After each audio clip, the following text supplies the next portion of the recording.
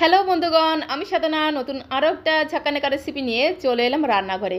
আজকে আমি তোমাদের সাথে ডিম আর ময়দা দিয়ে দুর্দান্ত স্বাদের একটা নাস্তা রেসিপি শেয়ার করব। ডিম আর ময়দা দিয়ে এই নাস্তাটি কাউকে একবার বানিয়ে খাওয়ালে বারবার তোমাকে রিকোয়েস্ট করবে এই রেসিপিটি বানিয়ে দেওয়ার জন্য। খেতে দারুণ টেস্টি হয়। তো রেসিপিটি প্রথম থেকে শেষ পর্যন্ত দেখার জন্য তোমাদের কাছে অনুরোধ রইল। তো চলো দেখে নেওয়া যাক আজকের রেসিপি। তো রেসিপিটি বানানোর জন্য প্রথমে একটা মিক্সিং বোলের মধ্যে আমি 1 বাটি দিয়ে দিলাম ময়দা। তারপরে ওই 1 বাটি ময়দার মধ্যে আমি হাফ বাটির থেকে একটু বেশি দিয়ে দেবো আটা। আজকের এই নাস্তাগুলো আমি আটার ময়দা মিশিয়ে করছি, তবে তোমরা চাইলে কিন্তু শুধু ময়দা দিয়েও করতে পারো, তাতে কোনো সমস্যা নেই। এখন আমি এর মধ্যে স্বাদ মতো দিয়ে দিলাম লবণ আর 2 থেকে 3 চিমটির মতো দিয়ে দিলাম একটু চিনি দিলে খেতে দারুণ টেস্ট হবে। তারপর আমি এর মধ্যে বড় চামচের 1 চামচ দিয়ে দিলাম রিফাইন্ড অয়েল, মানে সাদা তেল। এবারে সমস্ত শুকনো উপকরণগুলোকে খুব ভালো করে মিশিয়ে নিতে হবে, মানে আটার ময়দার সাথে খুব ভালো করে এইভাবে মিশিয়ে একটু ময়াম দিতে হবে। খুব সুন্দর করে এইভাবে হাতের সাহায্যে ঘষে ঘষে ময়ামটা দিতে হবে। খুব ভালো করে যখন ময়ামটা দেওয়া হয়ে যাবে তখন এর মধ্যে অল্প অল্প করে জল দিয়ে খুব সুন্দর করে মেখে একটা ডো আমাদের বানিয়ে নিতে হবে। রুটি পরোটা বানানোর সময় আমরা যেরকম করে একটা ডো বানাই, ঠিক সেই রকম একটা ডো আমাদের বানিয়ে নিতে হবে। জলটা কিন্তু একবারে দেওয়া যাবে না, তাহলে ডোটা নরম হয়ে যেতে পারে। অল্প অল্প করে জল মিশিয়ে খুব সুন্দর করে চেপে চেপে ঠেসে ঠেসে মেখে ঠিক এইরকম একটা ডো আমাদের বানিয়ে নিতে হবে। তো দেখো খুব সুন্দর একটা ডো আমি বানিয়ে নিয়েছি। এখন একটু ধামা চাপা দিতে হবে, মানে ঢাকনাটা বন্ধ করে 10 মিনিটের জন্য রেস্টে রেখে দিতে হবে, তাহলে এই ডোটা খুব সুন্দরভাবে সেট হয়ে যাবে। তো এখন আমি তোমাদের 10 মিনিট পরে ঢাকনাটা খুলে দেখাচ্ছি। 10 মিনিট পরে ঢাকনাটা তুলে আরও একবার খুব সুন্দর করে চেপে চেপে ঠেসে ঠেসে মেখে নিতে হবে।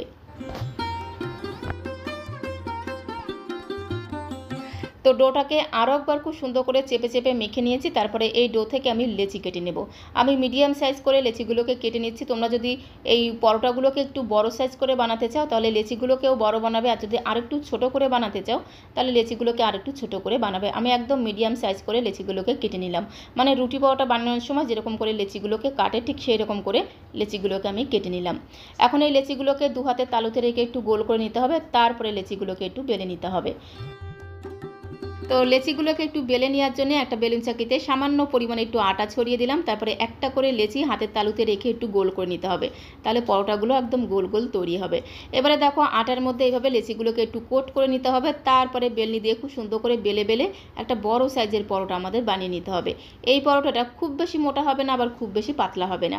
তো এইভাবে খুব সুন্দর করে বেলে বেলে একটা বড় সাইজের পরোটা আমি বানিয়ে নেব।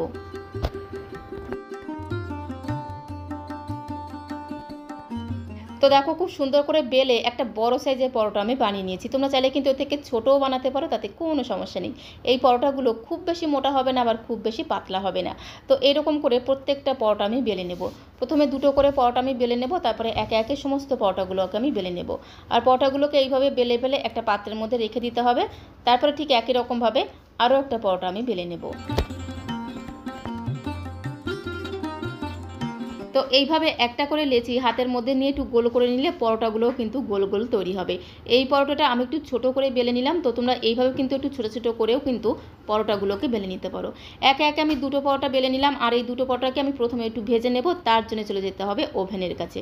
গ্যাসের ফ্লেমটা অন করে দিয়ে একটা ননস্টিকের প্যান বসিয়ে দিলাম। প্যানটা একটু গরম হয়ে গেলে একটা পরোটা আমি দিয়ে দিলাম। তারপরে গ্যাসের ফ্লেমটা মিডিয়াম টু লোতে রেখে এপিট ওপিট উল্টে পাল্টে পরোটাগুলোকে একটু হালকা করে প্রথমে ভেজে নিতে হবে। তো দেখো পরোটার 2 পিঠে একটু হালকা করে ভেজে নিয়েছি। তারপরে 1 থেকে 1.5 চামচের মতো রিফাইন্ড অয়েল, মানে সাদা তেল দিয়ে পরোটাগুলোকে এপিট ওপিট উল্টে পাল্টে একটু হালকা লালচে করে ভেজে নেব। তো পরোটার উপরে জাস্ট 1 থেকে 1.5 চামচের মতো একটু তেল দিয়ে পরোটার গায়ে খুব ভালো করে একটু লাগিয়ে নেব। তারপরে এপিট ওপিট উল্টে পাল্টে পরোটাগুলোকে একটু ভেজে নেব। আর পরোটাগুলো ভাজতে ভাজতেই দেখবে একদম বালিশের মতো ফুলে উঠবে। তবে এই পরোটাগুলোকে আমি ফোলাবো না, ঠিক এরকম করে একটু উল্টে পাল্টে ভেজে নেব। তোমরা চাইলে কিন্তু সামান্য একটু তেলে ভেজে নিতে পারো, আবার তেল না দিয়েও কিন্তু পরোটাগুলোকে ভেজে নিতে পারো। তবে এইভাবে যদি একটু তেলে ভেজে পরোটাগুলোকে ভাজা হয় তাহলে খেতে আরও বেশি টেস্টি হবে। ঠিক একই রকমভাবে আরও একটা পরোটা আমি এপিট ওপিট উল্টে পাল্টে একটু হালকা লালচে করে ভেজে নেব। সকালের ব্রেকফাস্টে থেকে শুরু করে রাতের ডিনার, বাচ্চাদের স্কুলের টিফিন বক্সে দিতে পারো, আবার অফিস কলেজের টিফিন বক্সেও কিন্তু খুব সহজে বানিয়ে নেওয়া যায়। বানানো যেমন সোজা, খেতে তেমন টেস্টি হয়। আর একবার বানিয়ে খেলে মনে হবে যেন বারবার বানিয়ে খাই। তো এপিট ওপিট উল্টে পাল্টে একটু হালকা করে ভেজে নিয়ে 1 থেকে 1.5 চামচের মতো রিফাইন্ড অয়েল দিয়ে এইভাবে তেলটাকে একটু পরোটা সারা গায়ে লাগিয়ে নিতে হবে। তারপরে গ্যাসের ফ্লেমটা মিডিয়াম টু লোতে রেখে এপিট ওপিট উল্টে পাল্টে পরোটাটাকে জাস্ট একটু হালকা লালচে করে ভেজে নেব।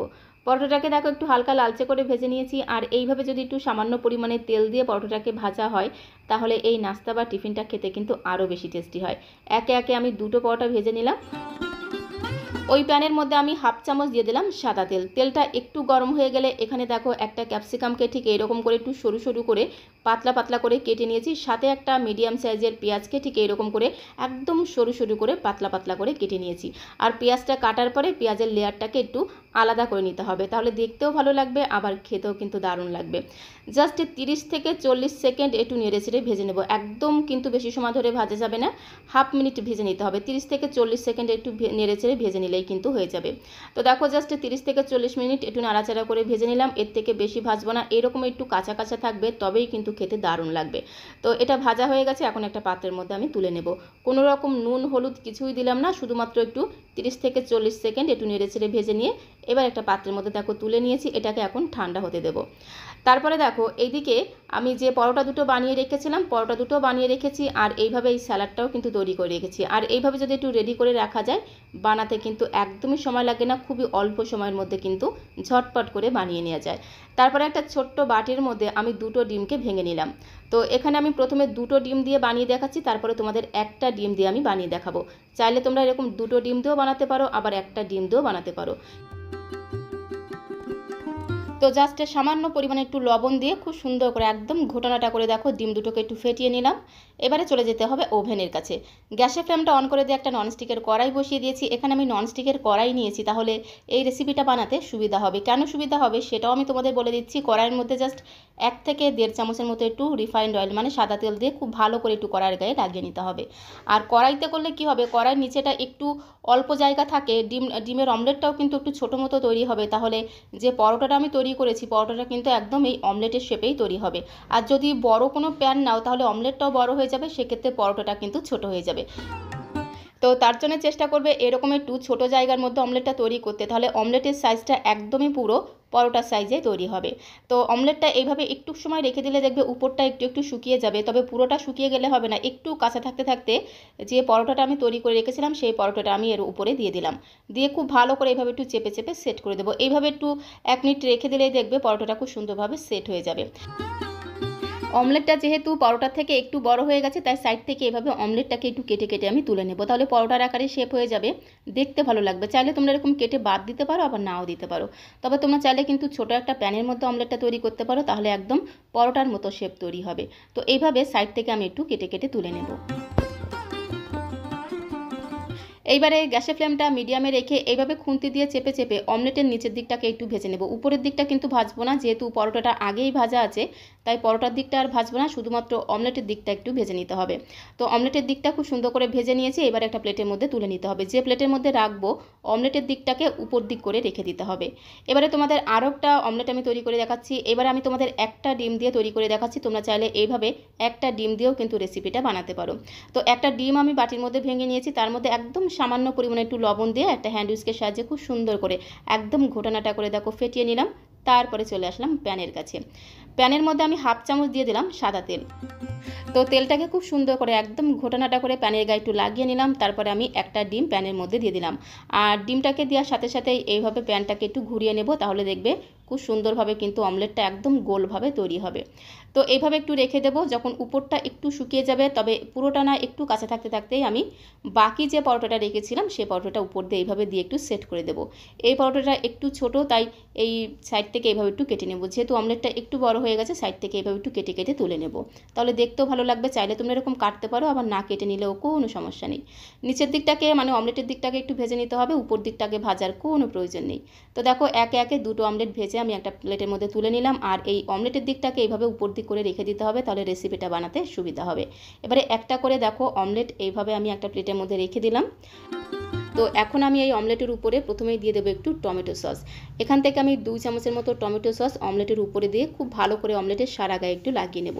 তো বন্ধুগণ, তোমরা দেখে বুঝতে পারছো একটু টমেটো সস দিলে এই রেসিপিটা খেতে কতটা ইয়ামি আর টেস্টি হবে, যে বাড়ির ছোট থেকে বড় সবাই দেখবে একদম চেয়ে চেয়ে মজা করে খেয়ে নেবে। তারপরে যে ক্যাপসিকাম আর পেঁয়াজটাকে হাফ মিনিট একটু হালকা করে নেড়ে চেড়ে ভেজে তুলে রেখেছিলাম, সেই ক্যাপসিকাম আর পেঁয়াজ কুচিটাকে এর উপর দিয়ে এইভাবে সাজিয়ে দিতে হবে। তারপরে আমি এর মধ্যে সামান্য পরিমাণে একটু লবণ, 1 চিমটির মতো একটু লবণ হাতের মধ্যে নিয়ে এইভাবে একটু ছড়িয়ে দেবো। লবণটা তোমরা দিতে পারো, আবার নাও দিতে পারো। তারপরে দেখো নিয়েছি একটু গোলমরিচ, 1 চিমটির মতো একটু গোলমরিচ উপর দিয়ে এইভাবে হাতের মধ্যে নিয়ে একটু ছড়িয়ে দেবো। তারপরে আমি এর মধ্যে একটু কাঁচা লঙ্কা এইভাবে ছড়িয়ে দেবো। একটু কাঁচা লঙ্কা খাওয়ার সময় গালের মধ্যে পড়বে, খেতে কিন্তু দারুণ লাগবে। আর আমি দিয়ে দেবো একটু চাট মশলা। তো একটু চাট মশলা প্রথমে চামচের মধ্যে নিয়ে সেটাকে একটু হাতের মধ্যে নিয়ে এইভাবে উপর দিয়ে একটু ছড়িয়ে দেবো। আর এই চাট মশলাটা দেওয়ার কারণে এই এগরোলের স্বাদ আর গন্ধ জাস্ট 10 গুণ বেড়ে যাবে। সবশেষে আমি এখানে নিয়েছি দেখো চিজের যে স্লাইসগুলো হয়, পাতলা স্লাইসগুলো, সেই পাতলা স্লাইস নিয়েছি চিজের।